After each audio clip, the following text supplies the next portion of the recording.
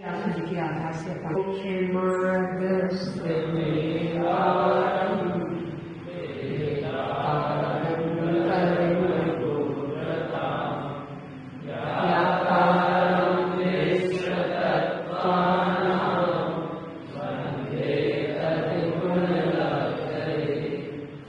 वंदे तद्गुण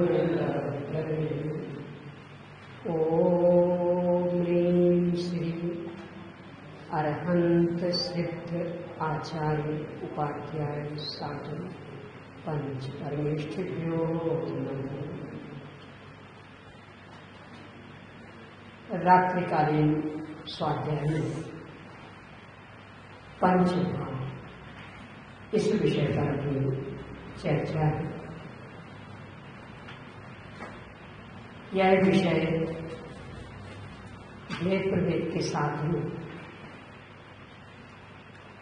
आचार्य उमा स्वामी देव ने तत्वार सूत्र में विकसित किया है। इस ग्रंथ की टीकाओं में भी इनकी बहुत विस्तार से मीमांसा की गई है। इसलिए अपन इस ग्रंथ के आधार से ही इस विषय पर चर्चा करेंगे।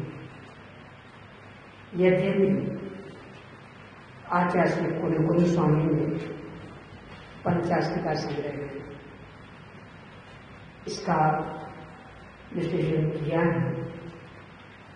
थोड़े से शब्द प्रवचन सार में और समय सारणी में भी आते हैं। समय सारणी में तो विज्ञान की दृष्टि से नास्ति परक ये सब भाव में नहीं है। प्रवचन सार में भी औपाधिक भावों के संग्रह है। औपाधिक भावों को लेकर समय सारणी में भी आए हैं। पर जिस तरह से सुव्यवस्थित भेद प्रभेद तत्वार सूत्र जी में है, वो अपने आप में एक अलग तरह का ही प्रकरण है। इसलिए अपन ने इसे ही मुख्य आधार बनाया। षटखंडागम में भी ये विषय है, पर व्यवस्थित भेद प्रभेद की चर्चा को धवल टीका में आई है। धवल टीका मोक्षशास्त्र के बाद की है, तो उसे मूल आधार ना बना के अपन ने उनके पहले के तत्वार सूत्र को ही मूल आधार के रूप में लिया है। षटखंडागम में सामान्य सी चर्चा थी, इसलिए उन्हें भी गौण किया। आज की जो चर्चा का मुख्य विषय पंचभाव, ये भाव समझना क्यों आवश्यक है, भाव शब्द का अर्थ क्या है, कैसे बना है, इतनी। पहले तो भाव समझना क्यों आवश्यक है। वैसे इसके पहले सामान्य से भाव शब्द किन किन अर्थों में आता है, इस पर अपन विचार कर ले तो भाव समझना क्यों आवश्यक है, ये विषय अपने आप ही अपन घटित कर सकेंगे। अभी सामान्य से ही चर्चा, क्योंकि अपने को मूल भेद प्रभेद पर विशेष कर लेंगे, इसलिए विस्तार से भी देखना हो तो पंडित जवाहरलाल जी भिंडर द्वारा लिखी गई एक भाव पंचक नामक पुस्तिका और छोटी सी पत्री से, उसमें अनेक अनेक प्रकार से भाव शब्द के अर्थ दिए। ज्योतिष की दृष्टि से, अर्थशास्त्र की दृष्टि से, भौगोलिक शास्त्र की दृष्टि से, सामाजिक शास्त्र की दृष्टि से, गणित की दृष्टि से, राजनीति की दृष्टि से और अपनी धर्म की दृष्टि से तो है। यानी अनेक अनेक प्रकार के अर्थ उसमें बताए गए। उन सबको यहाँ ले तो कम से कम 3 घंटे का समय तो लग जाएगा। यानी इतने सारे अर्थ लिए हैं, मूल अपना उद्देश्य रह जाएगा। इसलिए उतने विस्तार में मैं नहीं जा रही हूँ। जिनको जिज्ञासा हो तो अपने यहाँ चूंकि भाव पंचक है, पुस्तिका भी कुछ छोटी सी है अपनी सी, तो आप उसका अध्ययन करेंगे तो वो सब ख्याल में आ जाएगा। मैं अभी यहाँ सामान्य से ही चर्चा करूँगी, पहले लौकिक और फिर धार्मिक। पहले लौकिक। अनेक अनेक अर्थों में भाव शब्द का प्रयोग होता है। किसी भी वस्तु की धन परक कीमत, यानी किसी भी वस्तु का मूल्यांकन धन की सापेक्षता से, रुपए पैसे की सापेक्षता से करें तो उसे भाव कहते हैं, यानी कीमत, रेट। हिंदी में उसको भाव कहते हैं कि वे केले क्या भाव दिए, ये अनार क्या भाव दिए। ये लौकिक, यानी किसी भी वस्तु का धन सापेक्ष मूल्यांकन भाव कहलाता है। धन में रुपया पैसा आदि जो भी है बोलेंगे। इसके बिना इनमें दोनों ओर से एक साथ बात करती जा रही है। भाव शब्द का अर्थ और वो भाव नहीं समझा तो क्या समस्या आएगी, यानी भाव समझना आवश्यक क्यों। तो अलग से अपना समय इसमें अपने को नहीं देना पड़ेगा, दोनों काम एक साथ हो जाएंगे। तो पहला अर्थ क्या देखा कि किसी भी वस्तु का धन की सापेक्षता से मूल्यांकन, यानी उस वस्तु की कीमत, उसका रेट, इसे लोग में भाव कहा जाता है। अपन थोड़ी सी कल्पना करें कि यदि किसी भी वस्तु की कोई कीमत ना हो धन पर, तो लेन देन का व्यवहार कैसे होगा।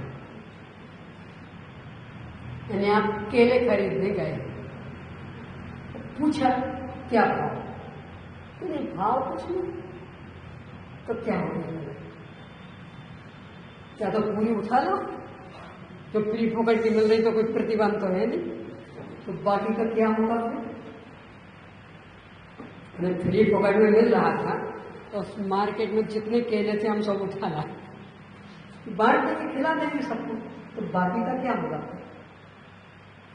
अभी ये जो इतनी व्यवस्थित व्यवस्था दिखती, यद्यपि गड़बड़ तो उसमें भी हो जाता, क्योंकि धनी लोग तो अपना अधिकार जमा लेते, पर फिर भी उतना तो नहीं जमा पाते ना। यानी यदि मुफ्त में चीज मिलती तो कितना अधिकार जम जाता, तो सभी अधिकार जमा लेते।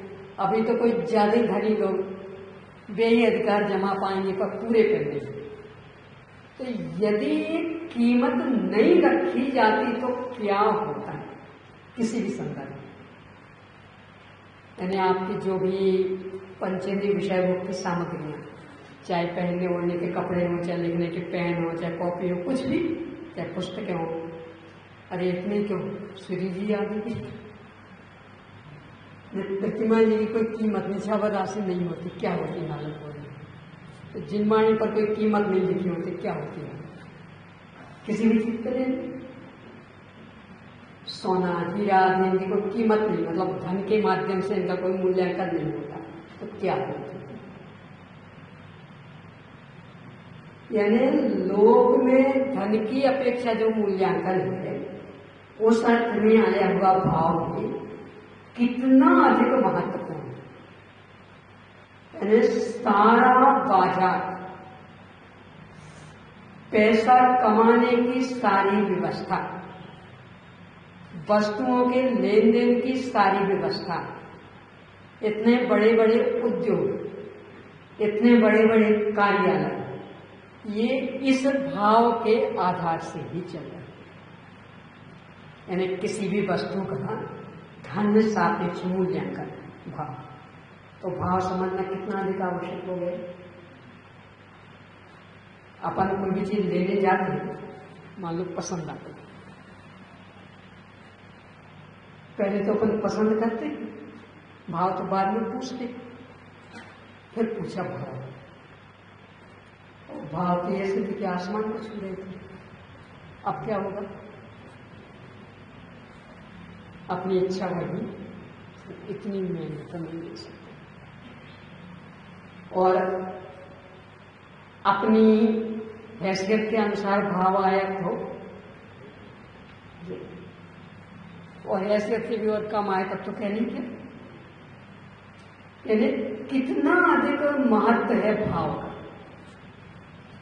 अपन जिस पर चर्चा करेंगे वो ये वाला भाव नहीं, पर भाव को समझना आवश्यक अवश्य, क्योंकि उसके बिना ये जो धन पैसे संबंधी व्यवस्था, कमाने आदि का, ये सब कुछ भी संभव नहीं होता। अपनी लौकिक चर्चा अपन करेंगे। दूसरा, अपने अंदर के मान कषाय आदि के परिणाम। क्या बात है, आजकल तो आपके भाव बहुत बढ़ गए, जमीन पर पैर नहीं टिक रहे, आसमान में उड़ने लगे। क्या मतलब, कोई जमीन के बिना चलता है, आकाश में उड़ता है? तो मैंने जो ही कहा, बहुत भाव बढ़ गए आपके, जमीन पर पैर नहीं टिक रहे, आकाश में उड़ रहे हैं। इसका मतलब क्या है, क्या समझे इसका भाव? तो बहुत घमंड आ गया आपको, यही समझी ना? यानी हमने तो क्या कहा, जमीन पर पैर नहीं टिक रहे, आसमान में उड़ रहे हो आजकल, बहुत भाव बढ़ गए। आपने आज क्या निकाला, बहुत घमंडी हो गए, गर्विष्ठ हो गए, अभिमानी हो गए। तो लोक में भाव शब्द का ये अर्थ भी होता है, यानी घमंड आदि आ जाना, विनम्रता नष्ट हो जाना, अभिमानी हो जाना। अपन जो भाव पंचक की चर्चा करेंगे उसमें ये वाला भी नहीं, परंतु इसको समझना आवश्यक अवश्य है। क्यों?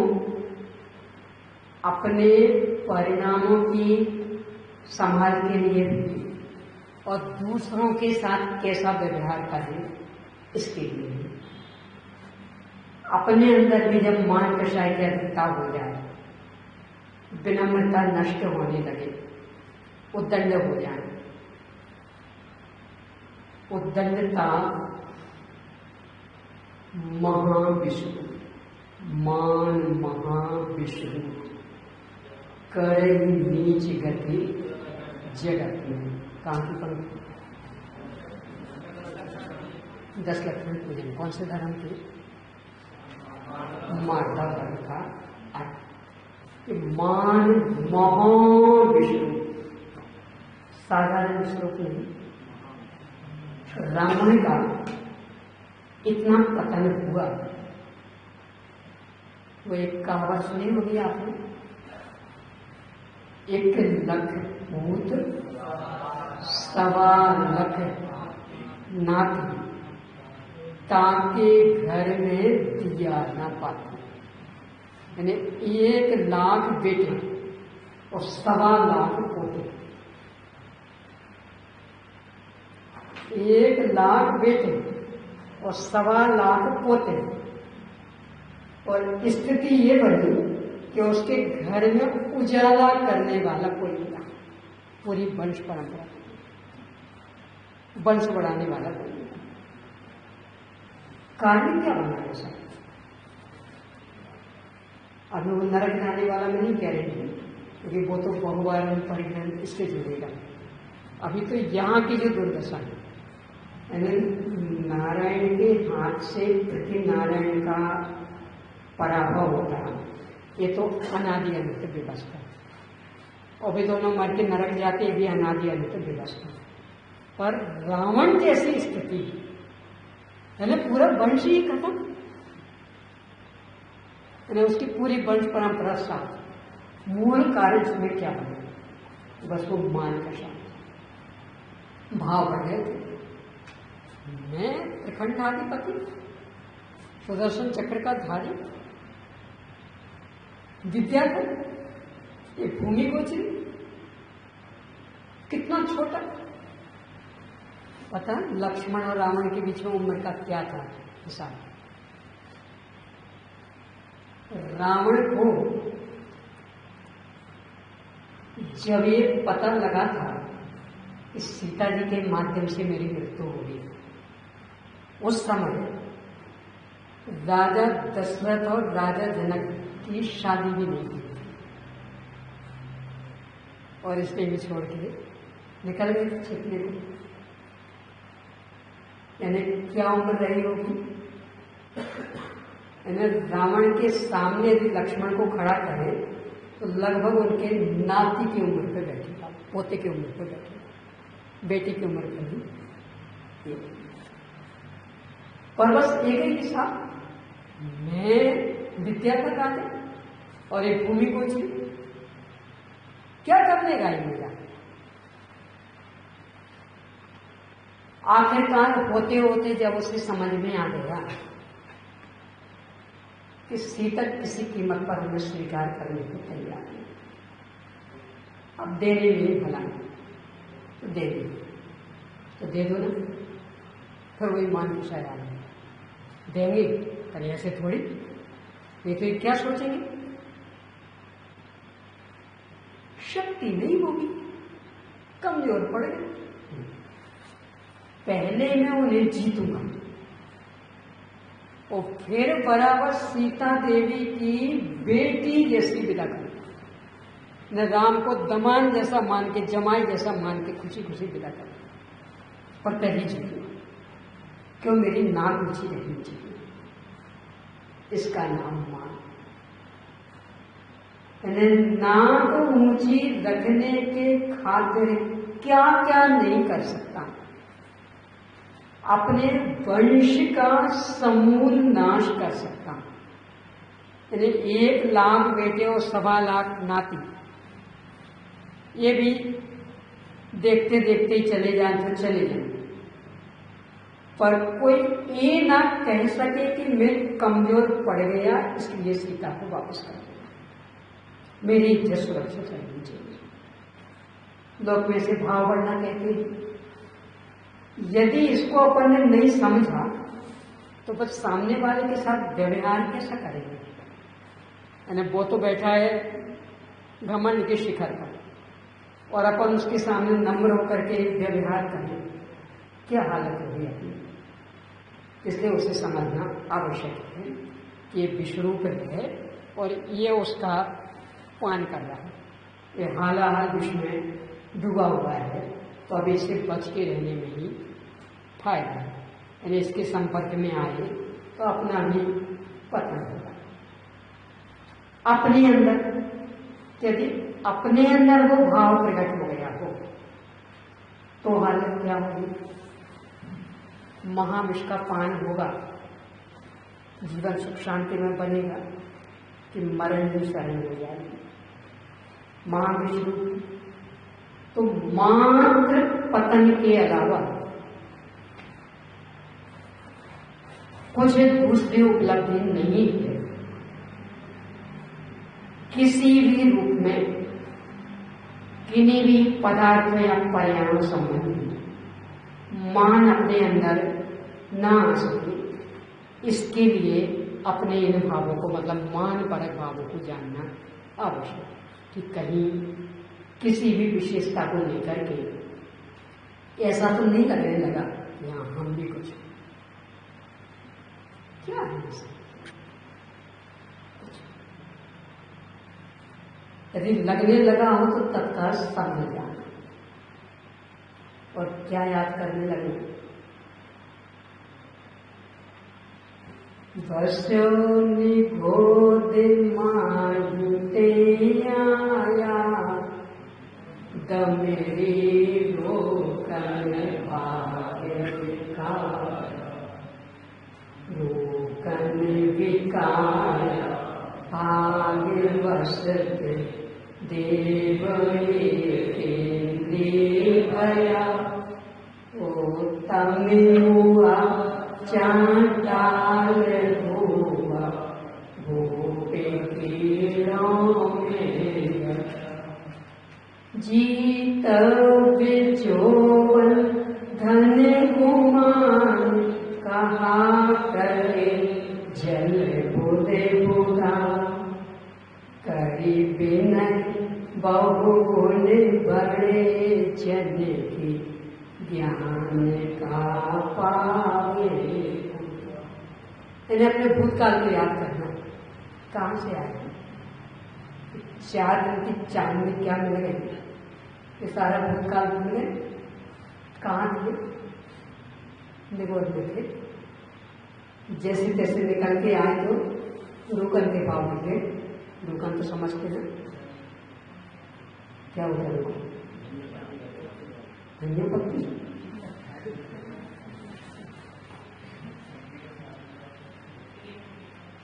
यानी कुछ भी खरीदा हो अपन ने, उसके साथ मुफ्त में जिस वस्तु को ले लेते हैं तो मुफ्त में लिया ना, उसका नाम पड़ेगा रुकन।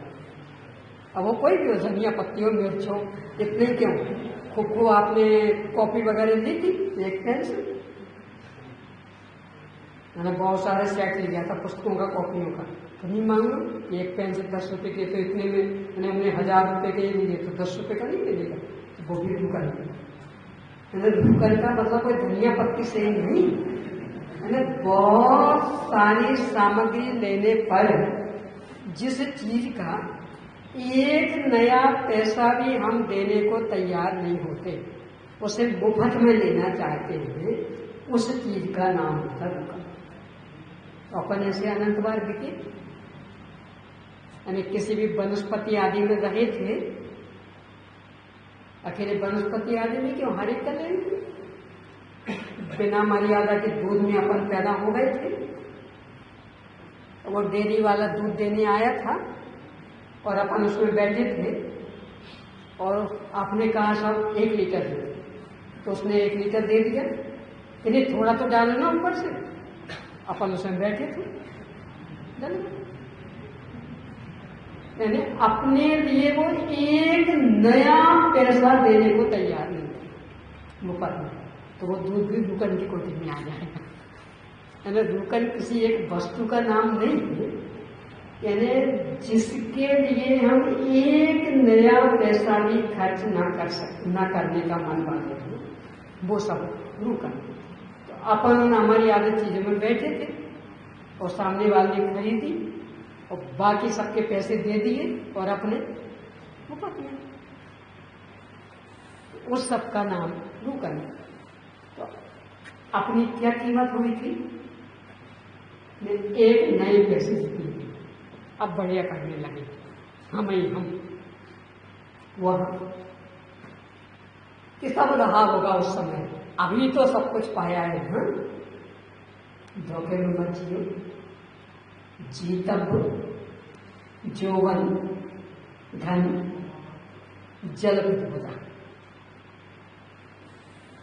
कितने ही बड़ा जीवन हो, पानी के बबूले जैसा है, ठिकाना नहीं है। बहुत बढ़िया जवानी आई, खूब शक्ति संपन्न, बुद्धि संपन्न, ऐश्वर्य संपन्न, एक क्षण का ठिकाना नहीं। बहुत धन पा लिया हूं, चक्रवर्ती जैसा, तो भी क्षण का ठिकाना नहीं। तो ये सब याद रहेगा तो फिर अपने भाव ऐसे पढ़ नहीं पाएंगे। पंडित मंगत राय जी से सलाह पूछेंगे, उनकी सलाह सुनना चाहेंगे, तो वे और भी स्पष्ट कर देंगे कि जरा विचारो, सबको याद भी होगी लगभग, पढ़ेंगे। कहाँ गए चक्री जिन जीता भरत खंड सारा, कहाँ गए वे राम लक्ष्मण जिन रावण मारा, कहाँ कृष्ण रुक्मिणी सत्यभामा अरु संपत्ति सगरी, कहाँ गए रंग महल सुवर्ण की नगरी, नहीं गए वे लोभी कौरव झूठ मरे रण में, गए राज तज पांडव वन में, अग्नि लगी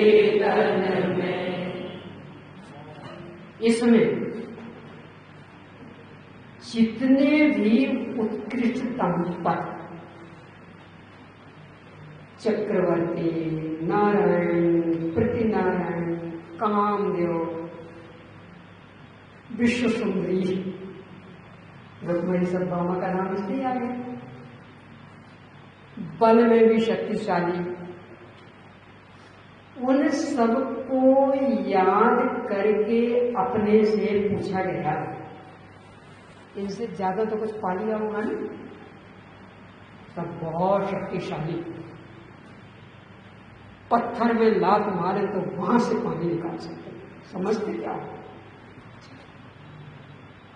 भीम से भी ज्यादा बलशाली है, हनुमान से भी ज्यादा बलशाली कहाँ है? सब बहुत विद्याएं, क्या क्या नहीं आता हमें, कितनी कितनी योग्यताएं, विद्याधरों से, रावण से ज्यादा, तीर्थंकरों से ज्यादा कहाँ है अभी यहाँ? सब सिद्ध लोक में, तो सिद्ध लोक में कौन खुश रहा है? भले विराजमान है, अपने को दिख रहे हैं, कुछ शान बढ़ाने के लिए अवसर, कुछ अपना बड़प्पन दिखाने के लिए अवसर कहाँ है? रुक्मिणी सत्यभामा अपने सब निजी के ऊपर रखने के, तो अपने रूप सौंदर्य में गर्वित कहाँ है? कौन सा ऐसा बाह्य पदार्थ, बाह्य संयोग और कौन सी ऐसी क्षणिक पर्याय कि जो टिक सकती हो, इनको लेके घमंड कर रहे हैं। इनको पाने के बाद कहीं अकड़ने के लिए अवसर है।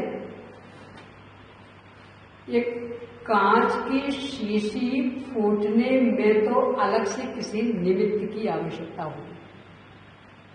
सब यहां रखी थी, हमारे हाथ का धक्का लग गया, गिर गई, इसलिए फूट गई। पर इस संयोग बदल रहे हैं, कोई अलग से निमित्त चाहिए। इस शारीरिक बल आदि बल बदलने में, शारीरिक रूप सौंदर्य बदलने में अलग से कोई निमित्त चाहिए कि वहां कर्म का उदय बदला हो सारा। तो जिसके लिए अलग से दिखाई देने वाले किसी बाह्य निमित्त की भी आवश्यकता ना हो, जो मूल उसका नियामक निमित्त कर्म का उदय आदि, उसके ऊपर ही जिसका सारा का सारा दायित्व हो, उसको लेकर के अकड़े, उसको लेकर के हमारे पैर जमीन पर नहीं टिक रहे, उसको लेकर के हम आकाश में उड़ान भर रहे हैं, ये अपने को ख्याल में रहेगा तो इन बड़े हुए भावों को गिराने की ओर अपना प्रयास रहेगा। तो किस पर अकड़ रहे, किससे अपना मूल्यांकन कर रहे, किसके बल पर हम भी कुछ, आइए हम समझते कुछ क्या हो, कुछ आपने वो पढ़ी होगी घटना, एक व्यक्ति को अपने राज्य आदि का बहुत घमंड है, निरंतर पढ़ाई करता था और जिनको वो गुरु मानता था, चाहे जब उनके पास जाकर के बताया करता था अब हमारा इतने पर अधिकार हो गया, अब हमारा इतने पर अधिकार हो गया, गुरु जी कुछ नहीं कहते। इसको लगता है गुरु जी शायद इतने में संतुष्ट नहीं, तो और बढ़ाता जाता, तो आके बताता जाता गुरु जी को। एक दिन भाव आया गुरु जी को कि इसको सबक सिखाना चाहिए। जब वो आया और उसने अपना पूरा सुनाया तो गुरु जी ने शांत भाव से सुन लिया और फिर कहा जरा वो विश्व का नक्शा लाना, तो विश्व का नक्शा ले आए, पूछा कहाँ रहते थे? भारत में। इसमें भारत कहाँ है? तो विश्व के नक्शे में भारत का कितना होगा?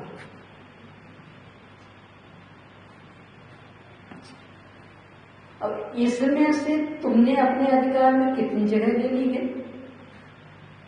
राज्य की सीमाएं निरंतर बढ़ा रहे हैं, हाँ? तो कितनी जगह पर अधिकार होगा? सब पूरे राजस्थान प्रांत। चलो कोई बहुत जरा इस विश्व के नक्शे में बताना। राजस्थान प्रांत जब पूरा भारत ही इतने में आ गया विश्व के नक्शे में, देखा होगा ना विश्व के नक्शे में भारत की कितनी जगह रहती है। तो इतनी सी जगह में जब भारत आ गया तो राजस्थान के लिए कितनी जगह होगी? इतनी सी पर अधिकार किया और रोज आ करके मैंने इतने पर अधिकार पा लिया, मैंने इतने पर अधिकार पा लिया। और ये सब देखेगा, वो सोचेगा कल ठिकाने आ जाएगी कि नहीं कि कितने पे अधिकार? तो समुद्र के सामने बूंद जितने पर, वो उतने पे आकर गए, मैंने इतने पर अधिकार पा लिया। अब ऐसे सबने समझ लिया। ज्ञान के संदर्भ में आचार्य श्री अकलंक स्वामी ने राजवार्तिक जी में एक पुरानी गाथा उद्धृत की, पढ़ने वाले ज्या भावा ऐसा करते। उसका भाव ये कि जितने प्रज्ञापनीय पदार्थ ने विश्व में दिए उसका अनंतमा भाग तो भगवान की वाणी में आ पाता। विश्व में जितने गेय हैं ना अनंत अनंत द्रव्य, उनका अनंतमा भाग तो भगवान की वाणी में आ पाता। क्यों? प्रत्येक वस्तु में अनंत अवक्तव्य धर्म, वो तो वाणी में आ ही नहीं सकती। वो अनंत है, यानी अस्ति नास्ति परक अवक्तव्य अलग, तत् तत्परक अवक्तव्य अलग, सत सत परक अवक्तव्य अलग। तो एक वस्तु में अवक्तव्य कितने हो गए? अनंत। अब वो तो वचन में आनी है, तो भगवान की वाणी में भी अनंतवा भाग आया उनकी वाणी में, और निरंतर दिव्यवाणी होती रही। तब उसका असंख्यात्मा भाग गणधर देव झेल पाते, क्योंकि तो छदमस्त है पर अवध ज्ञान मना पड़े ज्ञान के धारी, और इन ज्ञान का विषय असंख्यात बन जाता, तो वे असंख्यात्मा भाग झेल लेते, यानी अनंत वे भी नहीं झेल पाते। जितना उन्होंने झेला सुना उसका संख्यात्मा भाग हृदयंगम कर पाते, स्मृति में रख पाते, क्योंकि स्मृति ये मत श्रुति ज्ञान और उसका विषय तो संख्यात ही होता है। और जितना स्मृति में रख पाए उसका संख्यात्मा भाग लिपिबद्ध, लिपिबद्ध नहीं कहेंगे, सूत्रबद्ध, सूत्रबद्ध यानी वो वाणी की ना ध्वनि रूप, उसको भाषा का रूप दिया, शब्दों का रूप दिया, तो वो कर पाए। द्वादशानुवाणी मात्र संख्यात, असंख्यात में नहीं। और जितना द्वादशानुवाणी में संख्यात आया अपने सामने सब लोग थे, अंगवाय का थोड़ा सा हिस्सा, जितना जो भी उपलब्ध है, जो लुप्त हो गया उसकी तो बात कौन करे, जो उपलब्ध है उसमें से कितनों का अध्ययन कर दिया आपने?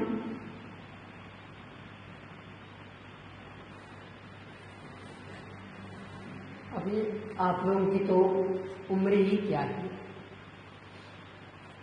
हम लोगों जैसे, और अभी तक का जीवन अध्ययन में ही बिताया, तो भी कभी कभी इतना आश्चर्य होता है।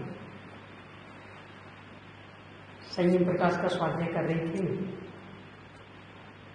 बहुत ग्रंथों के उद्धरण दिए,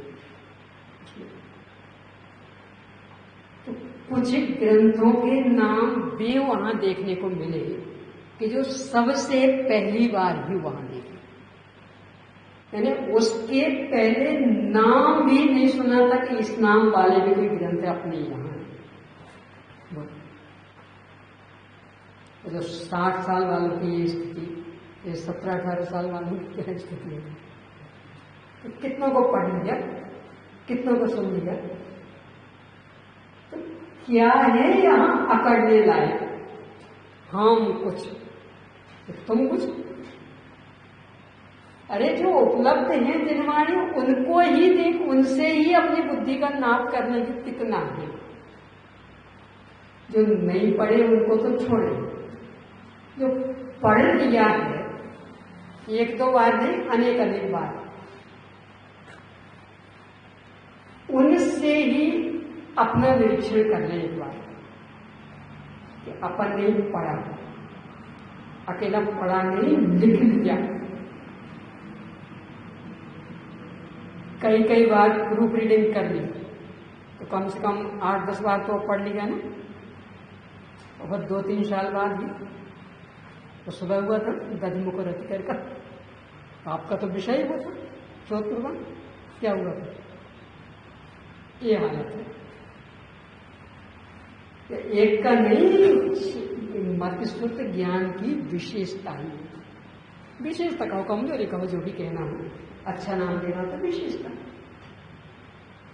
यानी यहाँ तो आगे पाठ पीछे सपाट होता है, उसी में लगे रहो तो थोड़ा बहुत याद बना रहे।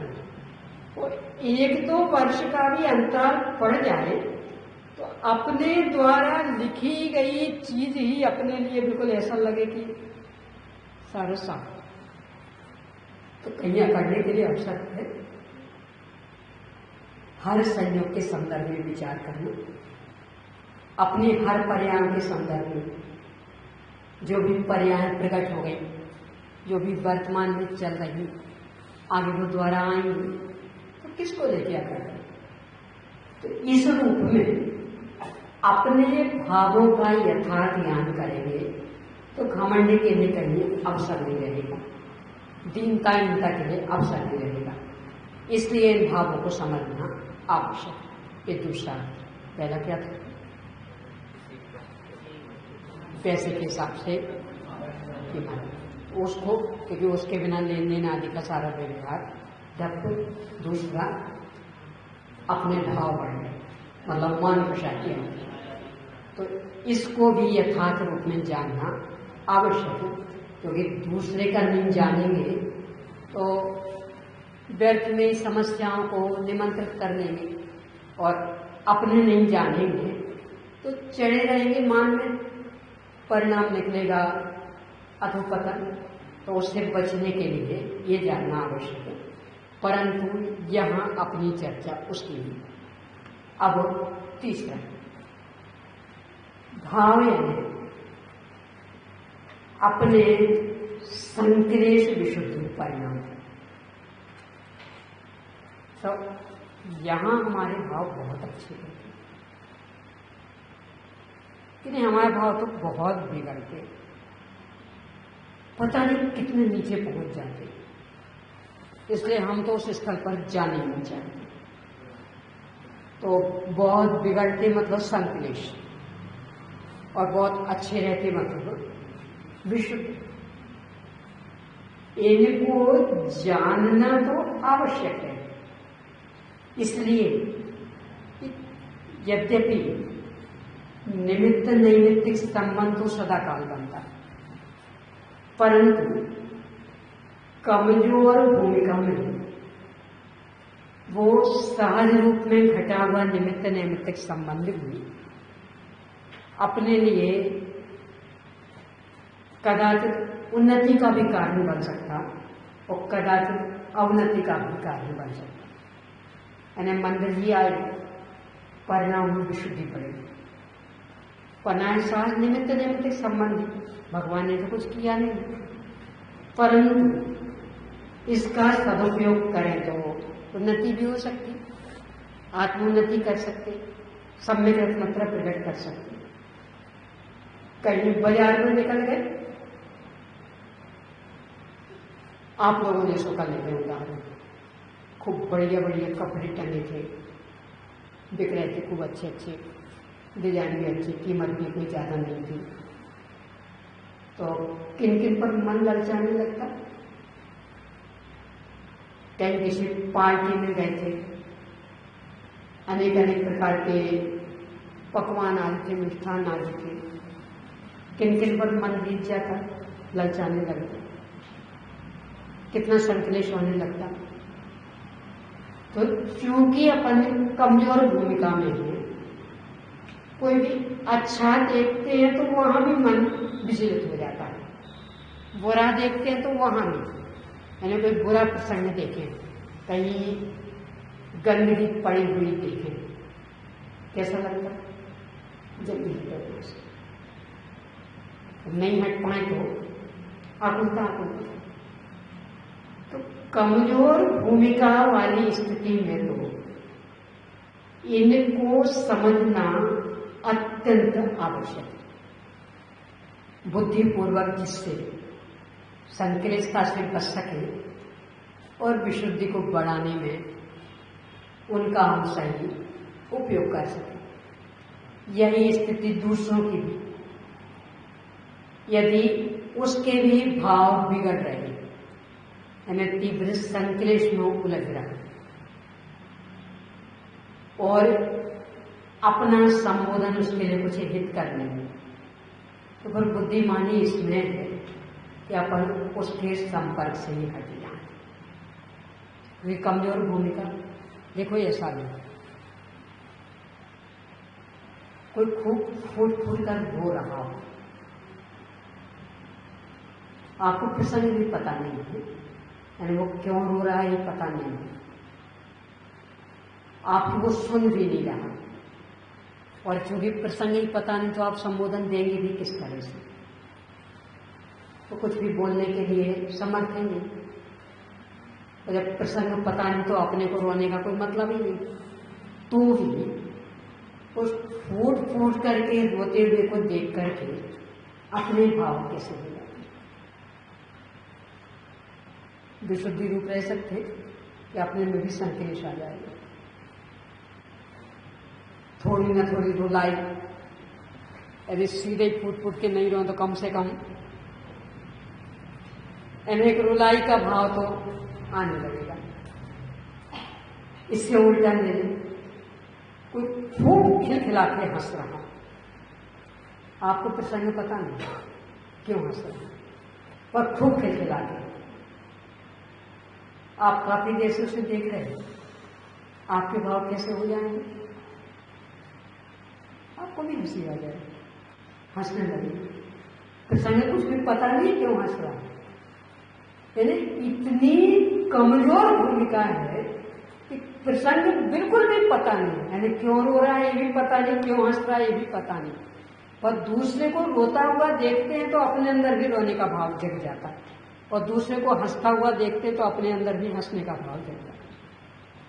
कहीं कोई नमन कर रहा है, भीड़ बहुत है, आगे का अपने को दिखाई नहीं रहा, पर पीछे वाले सब नमन कर रहे हैं, अपन उनके पीछे खड़े, तो अपने को भाव क्या आ जाएगा? सब कर रहे तो अपन भी करें, यानी इतनी कमजोर भूमिका, बिना विवेक जागृत किए, बिना निर्णय किए गतानुगतिक वृत्ति, भेड़िया दशानी वृत्ति, भेड़िया दशानी चाल अपनाने की अपनी बहुत कुटेव है, खोटी आदत बनी हुई नहीं। यदि उसमें सुधार कर पाते हैं तो फिर वैसी संगति से बचो, यानी यदि सामने वाला संक्लेश भावों में जी रहा है तो वहां से हटना, यदि विशुद्ध भावों में जी रहा है तो उसके संपर्क में रहना, तो एक विशुद्धि बढ़ने का अवसर रहेगा। इसलिए इन भावों को भी जानना आवश्यक है। अपने क्यों कि बुद्धिपूर्वक संक्लेश से बचें और विशुद्धि को बढ़ाएं, दूसरे के क्यों कि वहां से हट सके, और यदि विशुद्धि की ओर बढ़ रहा है तो उसका सानिध्य पाकर हम भी अपनी विशुद्धि बढ़ा सकें। तो जानना तो आवश्यक है, परंतु यहाँ भाव पंचक में उनकी भी सीधी सीधी चर्चा नहीं होती। इत्यादि अनेक अनेक रूपों में भाव की चर्चा लौकिक दृष्टि से, अपना विषय लौकिक नहीं है, धार्मिक है, वे लौकिक वाले अर्थ यहाँ नहीं लेना है। ये तो मात्र भावों को जानना क्यों आवश्यक है, इसको लेकर के चर्चा। अब विषय धार्मिक दृष्टि से। धार्मिक क्षेत्र में भाव शब्द अनेक अनेक अर्थों में आया है। उन अनेक अनेक अर्थों में से यहाँ कौन सा लेना है, अब अपन इस पर चर्चा कर रहे हैं। इसमें भी बहुत सारे अर्थ हैं।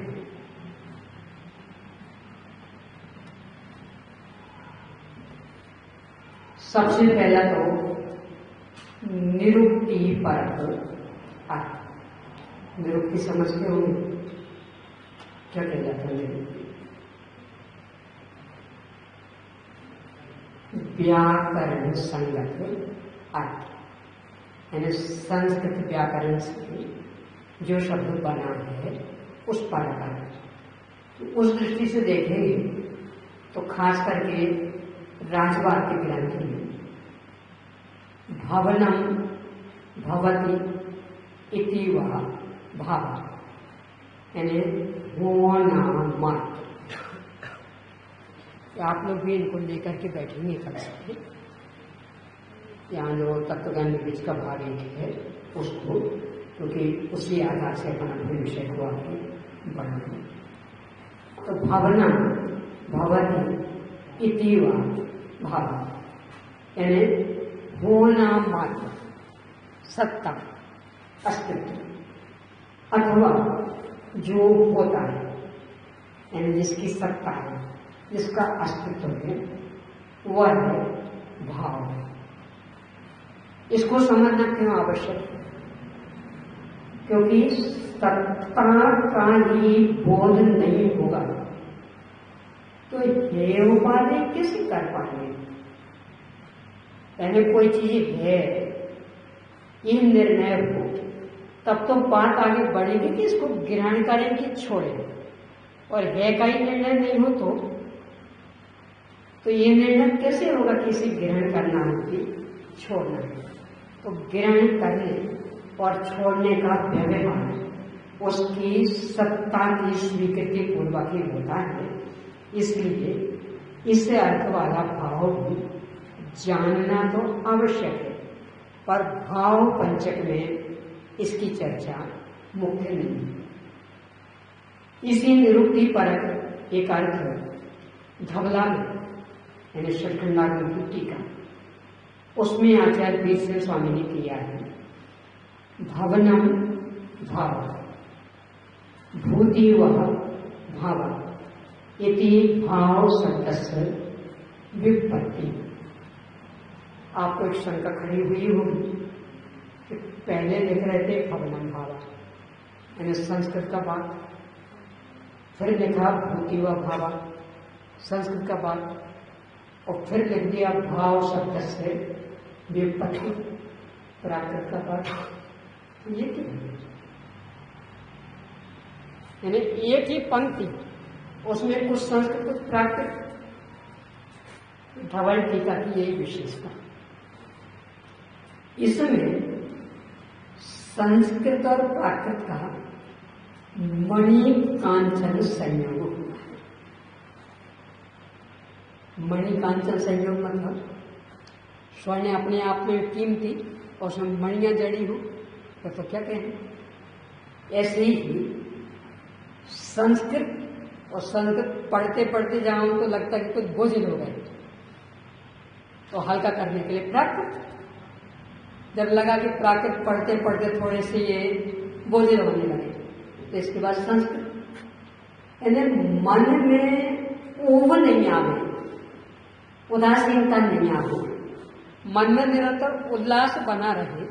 देखो ये अपन महसूस भी करते हिंदी में बोलते हैं। अब हिंदी में बोलते बोलते एक बाकी इंग्लिश का बोलते हैं, कैसा लगता है? लेकिन नई ऊर्जा जैसे मिल गई हो, मैंने कोई टॉनिक दे दिया हो, लगता कि नहीं लगता? किसी भी भाषा में मान लो एक बात मराठी में बोल दी है तो ये मराठी वालों के सबके चेहरे कोई विशेष, तो बाकी क्या बोल रहे थे सुन, बाकी तो नहीं था। यानी थोड़ा सा भी भाषा का परिवर्तन, या भी शुद्ध खड़ी बोली हिंदी बोल रहे हैं और खड़ी बोली हिंदी बोलते बोलते कोई राजस्थानी शब्द बोलते हैं, राजस्थान का एक बात उसमें देख सबके चेहरे खिल जाए, तो बुंदेलखंडी का एक बात, यानी भाषा के परिवर्तन मात्र से विशेष उल्लास मिल जाता है। परिवर्तन इतनी बड़ी चीज है। आचार्य बीरसेन स्वामी बहुत बड़े मनोवैज्ञानिक, वो भली बात समझते थे कि किसी भी एक भाषा में लिखा हुआ पाठकों को उब दे सकता है, तो वो नहीं आ पावे, उदासीनता नहीं आ पावे, इसलिए भाषा परिवर्तन और बहुत सुंदर ढंग से, यानी लगेगा ही नहीं कि कब भाषा बदल गई। अभी जो अपन ने वाक्य पढ़ा ना, तो उसमें संस्कृत आते आते आते यानी फुल स्टॉप पूर्णविराम का भी इंतजार नहीं करेंगे थे कि ये वाक्य तो कम से कम एक भाषा में चलने दे, इसका पूर्णविराम करके फिर अगला लिखेंगे तो दूसरी भाषा में, ये भी इंतजार नहीं करेंगे। पूर्णविराम के बिना ही एक वाक्य में ही कर्ता क्रिया किसी भाषा में और कर्म किसी भाषा में आ जाए, और वो अपने अंदर एक विशेष उल्लास लाता है। इस तरह से अगला टीका है अपने आप में बहुत मनोरंजन। ज्ञान तो कितना अथाह उससे मिलता है। वो जो गुरुदेव जी के शब्दों में कहें तो जब जब भी उन्हें बीरसेन स्वामी याद आते, धवल टीका याद आती, तो हमेशा उनके मुखारबिंद से ये शब्द प्रस्फुटित होते हैं। ज्ञान नो दरियो छे, दरियो छावक्षमी ज्ञान नो दरियो छे, यानी छावक्षमी ज्ञान का अथाह समुद्र भरा है। कौन सा विषय चाहे उसमें डुबकी लगाओ, हर विषय मिल जाएगा। क्या न्याय हो, क्या व्याकरण हो, क्या सिद्धांत हो, क्या अध्यात्म, सब कुछ, क्या चरणानी हो, क्या करणानी हो, कौन सा विषय ऐसा, क्या ज्योतिष हो, क्या वास्तुशास्त्र, क्या दर्शन अलंकार, क्या अर्थशास्त्र, कोई सा भी विषय ऐसा नहीं कि जो उसको पढ़ने से अपने को नहीं पता लग जाए, हृदयंगम ना हो जाए। तो समुद्र जैसा है स्वर्ग का, दोनों भाषाओं का खुल करके प्रयोग, ऐसे गद्य पद का भी खुल करके प्रयोग। उन्होंने भाव शब्द की व्युत्पत्ति की, भवनम भाव, यानी होना मात्र, सत्ता भूति व भाव, इसका भी वही अर्थ है, यानी जो राजवाचिक का अर्थ है वही, उद्देश्य भी इसका वही कि जब तक वस्तु की सत्ता की स्वीकृति नहीं होगी, सत्ता का यथार्थ बोध नहीं होगा, तो ये उपाधि कैसे कर पाएंगे। इसलिए ये भी समझना आवश्यक है। परंतु अपने भाव पंचक के प्रकरण में ये विषय है गुण। अब दूसरा गुण और पर्याय, दोनों के अर्थ में भी भाव पद का प्रयोग किया जाता है। अभी आप समय सार जी की तीसरी गाथा का प्रकरण सुन रहे थे, उसके पहले दूसरी गाथा का भी सुना होगा, क्रम से चल रहा है। तो दूसरी गाथा में, दूसरी गाथा की टीका में आचार्य अमृतचंद्र स्वामी ने इसका प्रयोग किया, और फिर तीसरी गाथा की टीका में भी जो वो 7-8 तरह से द्रव्यों पर्याय का विवेचन, उसमें भी इसका प्रयोग, यानी गुण के अर्थ में भी भाव और पर्याय के अर्थ में भी भाव, यानी ज्ञान आदि अनंत अनंत भाव संपन्न वस्तु, जीव वस्तु, मति ज्ञान आदि अनंत अनंत भाव संपन्न जीव वस्तु, यहाँ गुण और पर्याय दोनों के अर्थ में भाव शब्द का प्रयोग है। अपना जो प्रकरण है, यद्यपि उसमें ये विवक्षा मुख्य नहीं, परंतु इसे जानना आवश्यक इसलिए कि जब तक किसी वस्तु के गुण और उसके परिणाम को नहीं जानेंगे तब तक उसकी महिमा जागृत नहीं होगी, हेय पाने की बुद्धि जागृत नहीं होगी। इसलिए भाव शब्द के इस अर्थ को भी जानना तो आवश्यक है, परंतु पंच भाव में इसकी मुख्यता नहीं। अब तीसरा, चित्त में उत्पन्न होने वाले विकारों के अर्थ में भी भाव पद का प्रयोग हुआ है। विकारी भाव खास करके, जैसे विकार के दोनों अर्थ ले सकते हैं, सामान्य से औपाधिक भाव यानी कर्म सापेक्ष भाव, ये अर्थ ले सकते हैं। फिर भी यहाँ बुरे भाव यानी पाप परिणाम, संक्लेश परिणाम, ये अर्थ मुख्य है। तो जिनागम में इस अर्थ में भी इसका प्रयोग हुआ है कि उसके ऐसे खोटे भाव थे, इसके नरक चला गया।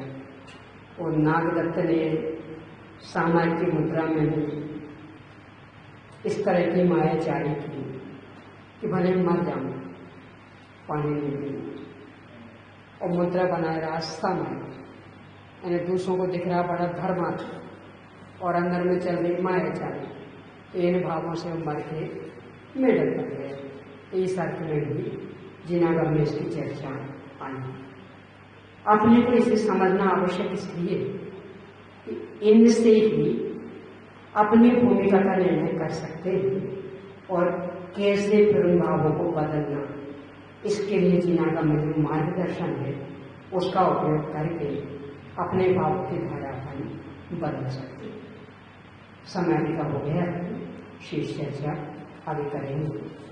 अभी जो चर्चा की है वो सब यहाँ तत्वज्ञान विवेच का भाग 1 में पेज नंबर 96 यहाँ लिखी हुई है।